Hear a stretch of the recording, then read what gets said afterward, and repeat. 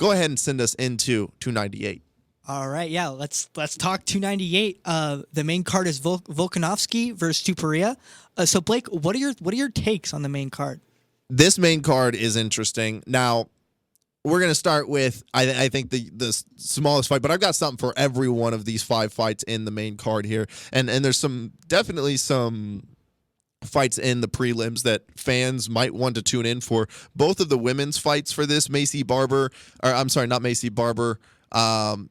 Maverick's fighting, and spectacular fighter. Her opponent, spectacular. I think both of these women matchups are just incredible. There is a matchup between Rogerio de Lima versus Justin Tafa that is just going to be fireworks. So interesting. But really get into this 5. They're a good 5. And to start it off, I got a little bit of a surprise here. When I looked at the top 5 fights here before they even came out with the betting lines, and I saw Roman Kopylov versus Anthony Fluffy Hernandez, I said, oh, that's Roman Kopylov all day. Now, I admittedly have met a lot of criticism of that take, and maybe I'm thinking I'm on an island by myself, but when you watch these two fighters, the crisper fighter is Roman Kopylov. I think the way that he throws his strikes are special. I think he finds chins.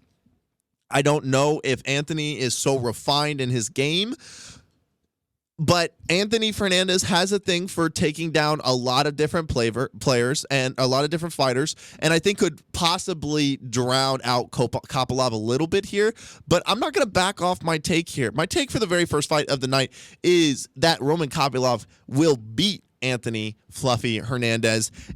And I think it's a step up in competition for Roman Kopylov, but I think he's ready for it. I think that his skills, at least on the feet, have proven themselves. He will have a test on the ground. That's kind of why this matchup is interesting. But Hernandez has quite the work cut out for him getting to Roman Kopylov, and I think that's where Roman Kopylov will get it done. What are your thoughts on that very first fight? Yeah, I actually have Hernandez taking this fight. Hernandez is good. He's 11-2, but his wrestling skills might not be enough to make Kopylov tired. I feel like Kopylov is going to try to stay away from Hernandez long enough, kind of to just tire him out when he's ready. He'll take him out, but I think it's going to be an interesting fight. Yeah, it's going to be interesting in those early exchanges to see kind of how does Kopylov manage the distance and space with a possible wrestler, because so far he's been able to dictate space incredible, and he's been getting knockouts for it. So I don't think that your thought is so crazy, because I actually looked, and according to, I believe, ESPN bets, I think Roman Kopylov was a dog, a 240 dog, which is wild. I don't see eye to eye with that. Moving on into our second event, I believe Merab Dvalishvili defeats Henry Cejudo, and I don't think that's such a crazy take there. What are your thoughts on that immediately, Jake? Yeah, I have Dvalishvili winning by decision. He's 16-4 to the 16-3. He's 4 years younger. I think he's gonna win just because he's gonna overmatch. I don't know if he's enough, if he's gonna have enough to knock him out, but I think he could win after all the rounds. Yeah, this is an interesting style fight. Of course, everybody knows Henry Cejudo is an Olympic wrestler, yet Merab Dvalishvili probably has the better MMA wrestling. Just spams the takedown button. If you're playing UFC with this guy, he's hitting one button only, and he's going for your legs. He's trying to take you down.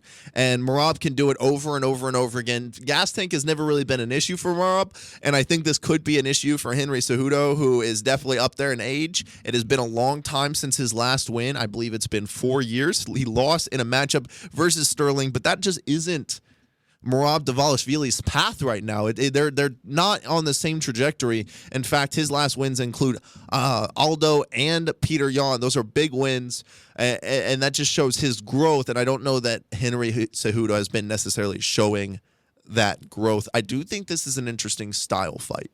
Does Merab Dvalishvili defeat Henry Cejudo using his wrestling? Can Cejudo somehow show that he can stop just the relentless takedowns and resets and the takedowns and the resets that Dvalishvili gives? And despite being kind of boring, because all of his fights are going to go to a decision, you're going to see 15 minutes until he gets to tournament or championship time, and then he's going to be 25-minute long fights, and that's possibly why he hasn't gotten a title shot so far.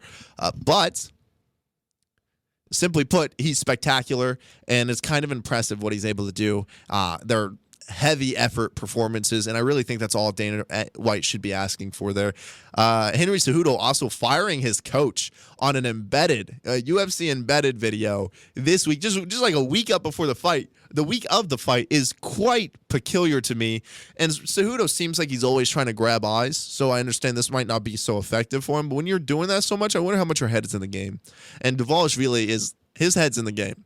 So Cejudo has a chance to get run over in this matchup. That's at least my opinion there. Moving into the third fight, and this one's interesting. Ian Gary, a quick turnaround here, is looking to fight Geoff Neal, and I think he finds success on Saturday night.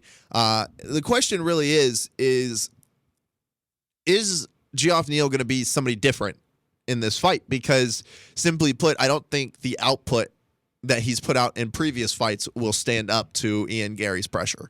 If Ian Gary pressures Neal, though, and Neal shows a different level, maybe when he's being pressured, when he's being felt like he's being attacked, he's a little bit more aggressive. That's going to be needed because it's not going to be one shot that takes Ian Gary. It's going to have to be 2 or 3. He's clever. He moves really well. And I think for this fight, because the power will definitely be in Neal's hands, I believe he's going to be a counter striker.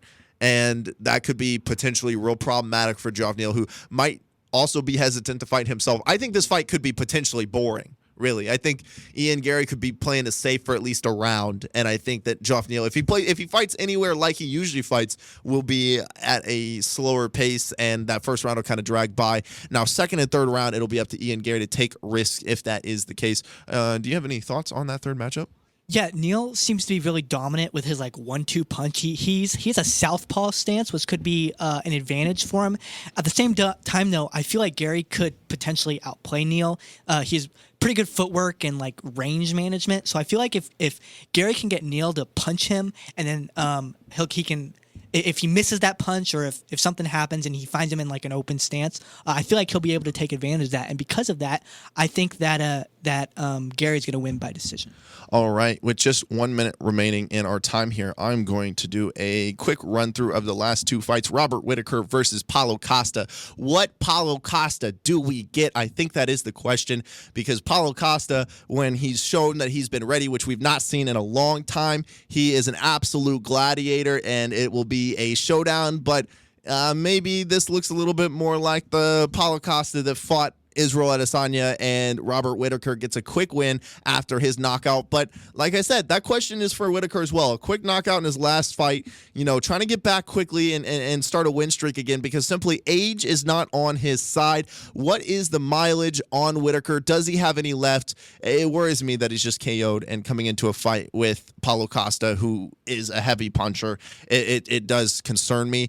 Moving on to our final fight, and I think this one is too much fun. Alexander Volkanovski takes on Ilia Topuria, and I gotta say, Topuria and Arman Tsarukyan, they're 2 fighters that I've had my eye on forever as kind of like the next up fighters. But with each round, Volkanovski, as long as he's still there, success is going to go up in each round that he remains, and he'll find success later and later into that fight. I expect Volkanovski to expect a pressure start from Ilia Topuria. But I got to be honest with you. I'm going to ride with my personal favorites on this one, so I'm not telling anybody to go off the cliff with me. But I think Ilia Topuria is the real deal. I think he's got it all. I think he's that new MMA brand of just anywhere you want to go in a cage, he is going to be there first. He's spectacular, and I think he gets the win. And that does it for the 5th episode of The Blake and Jake Show on KCOU 88.1 FM. I invite users to be our very first followers on our newly created Instagram. That's The Blake and Jake Show, no spaces. If you only caught part of the show, but not the whole show, or maybe you want to hear the whole show over again, check us out on Spotify and YouTube at The Blake and Jake Show. It has been an absolute pleasure, and we hope to see you next week for another episode of The Blake and Jake Show at 2 p.m. on Wednesdays on KCOU 88.1 FM. Thank you so much for listening.